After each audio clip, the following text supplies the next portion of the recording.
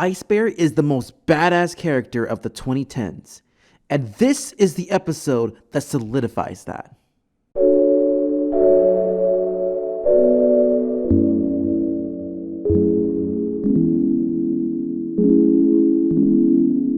I know when people have these conversations about who is the most badass character in the new Renaissance, a lot of people would say Skips or Garnet.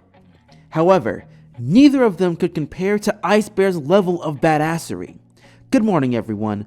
My name is Jason Blade, and this is a Bat's closer look at Icy Nights. This episode was definitely considered a big deal, with it feeling like a special just from how they introduced the episode alone. They didn't do their standard episode card we've come to know from the series as a whole. Instead, we get right into the exposition of Ice Bear heading out for the night to get groceries, only for us to be introduced to the beautiful Roomba, or perhaps reintroduced. The reason why I say this is because of the previous episode of Everyday Bears, how Ice Bear had to contain a Roomba that turned deadly. So I feel that this is clearly a reintroduction of this Roomba in its more contained state. Seeing it as Ice Bear's prized possession is a great thing because of this history. Really seeing it after so long with the major upgrades it has shows the amount of care Ice Bear gave to it. It makes the vacuum feel more sentient.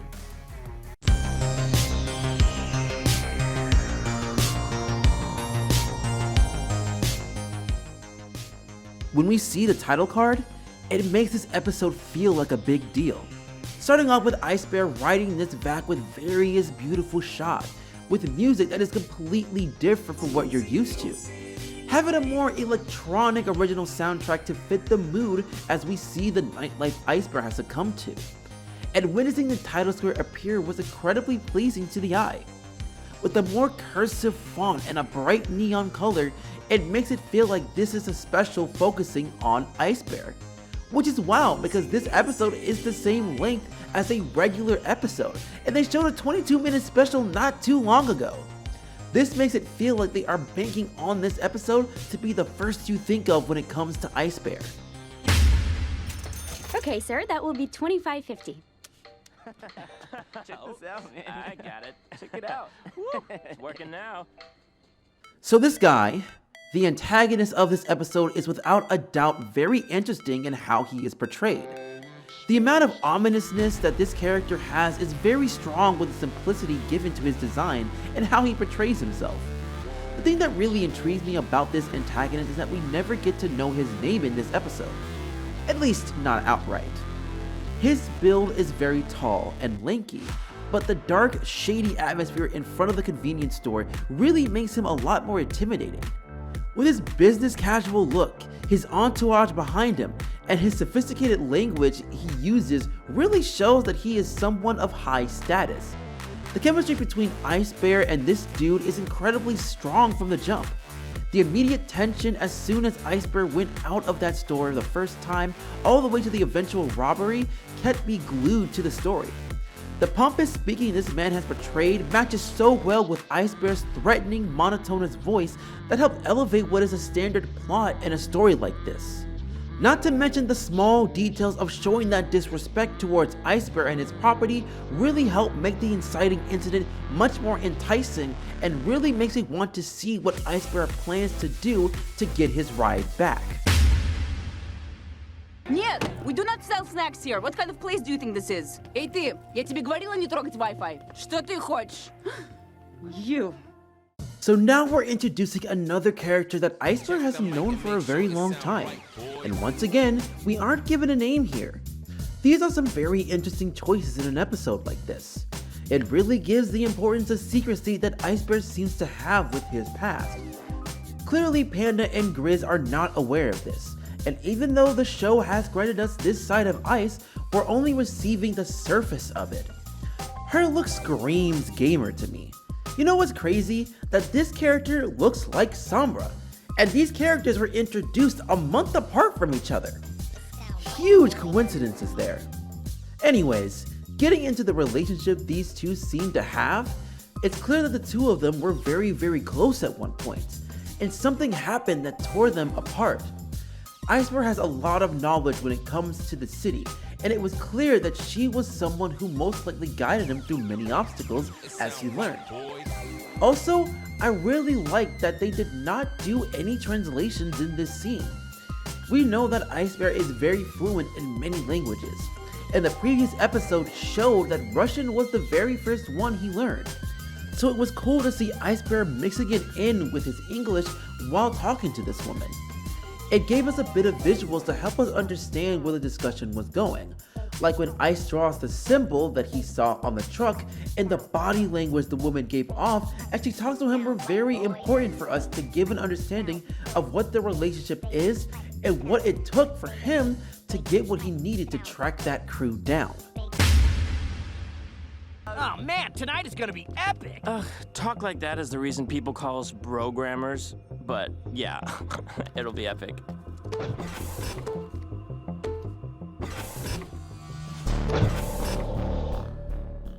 Okay, there were so many beautiful shots that I absolutely adored in this part of the episode.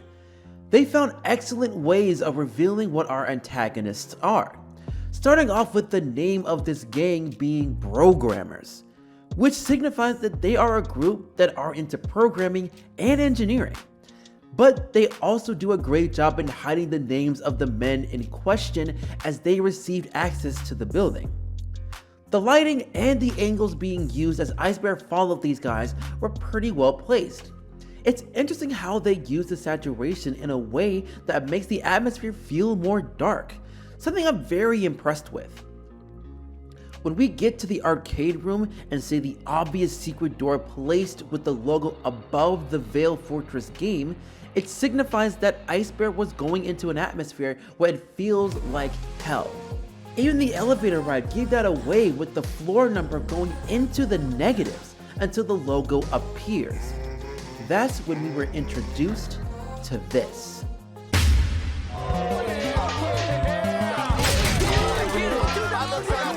The stakes have been increased as we now know why they wanted Iceberg's Roomba, to use it for a Gladiator robot event. Obviously, these programmers show a lot of hostility in this atmosphere. These machines are stacked with a large amount of deadly weapons and are willing to tear each other to pieces for the entertainment of these nerds. It's like seeing fans of boxing and MMA in a stadium. They tend to have more raw emotion as they witness two powerful beings hurt each other.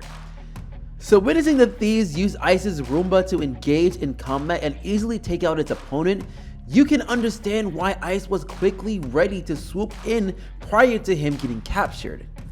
He doesn't want to see the thing he created from the ground up be used in this matter. I also like to point out that they introduced our antagonist's name in a clear but extremely subtle way that I didn't catch on the first watch while writing for this review. They used a lot of deeper voices of the ground to subtly chant his name, Barry, for a few seconds, right before this little dude challenges him. They did an excellent job in hiding his identity and slowly peeling off the information we should know about Barry and what he is about. Barry is a very respected individual within this company, really playing off the idea that he is the head honcho of this gang.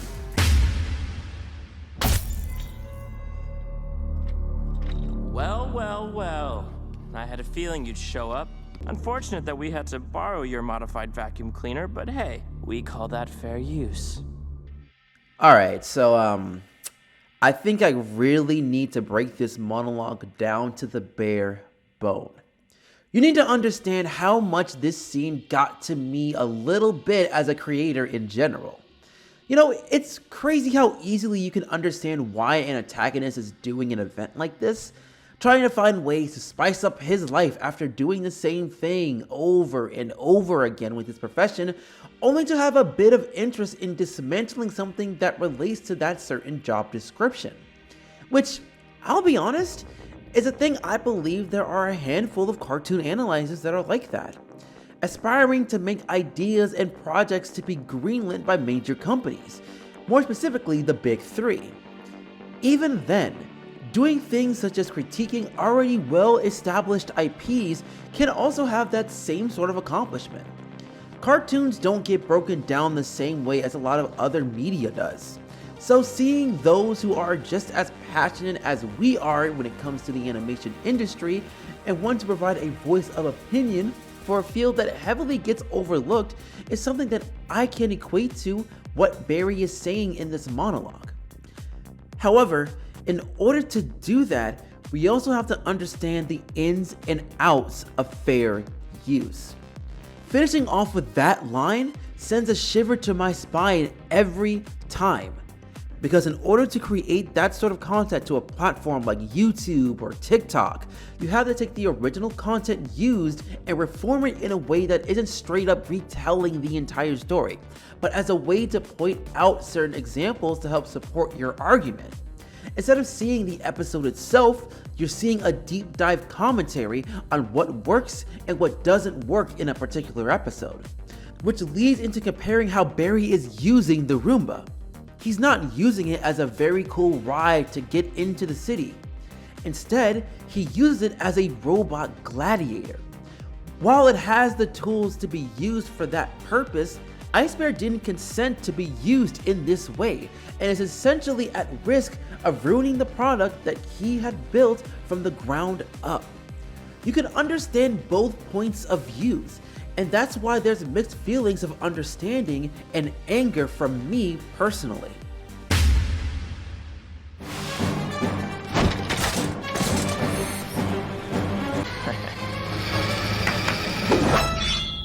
Yeah, Ice Bear is the standard of badass characters, hands down. Witnessing how he was able to escape the bonds and override Barry's control over the Roomba simply with the clapping method really shows how much of a sentiment bond there is between the two. Really getting into the nitty-gritty of working together to take out an arena full of killer robots was such a great thing to witness. Just seeing how easily Barry gets irked when something doesn't go his way and lays down his entire arsenal against this duo really speaks out on how easily he can lose his cool. I mean, shoot, I would feel really embarrassed too if all it took was a clapper-like mechanism to lose complete control of the robot I stuck. Oh no. This is probably the most emotional we have seen Ice Bear in the series. Witnessing his Roomba get destroyed and Ice Bear completely enraged with losing one of his most precious items. The somber music as we witnessed Ice Bear's emotional breakdown as he tears every single robot apart with using only his paws emphasizes how powerful Ice Bear actually is. Even with everything we've seen, and not only this episode, but this series as a whole thus far, I think this is where we see Ice Bear's power at full force.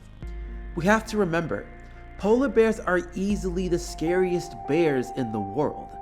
Even the programmer showed a lot of fear as they slowly backed away from the arena to get the heck out of Dodge.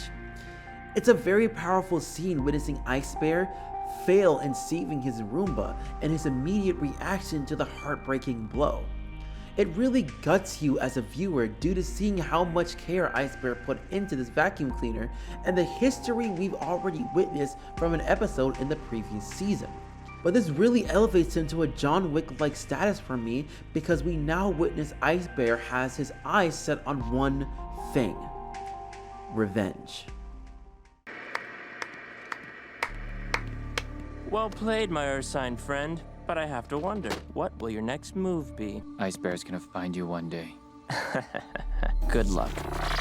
With that, the blood feud has been set.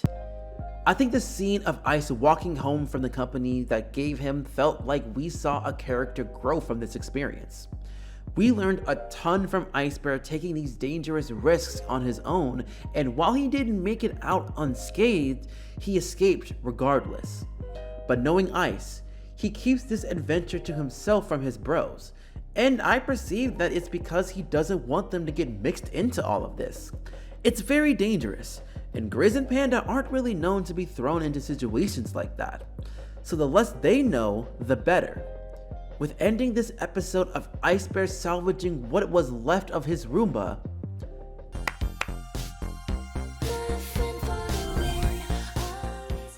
it gave us a bit of a sweet ending with Roomba's light still shining on even after its crushing defeat.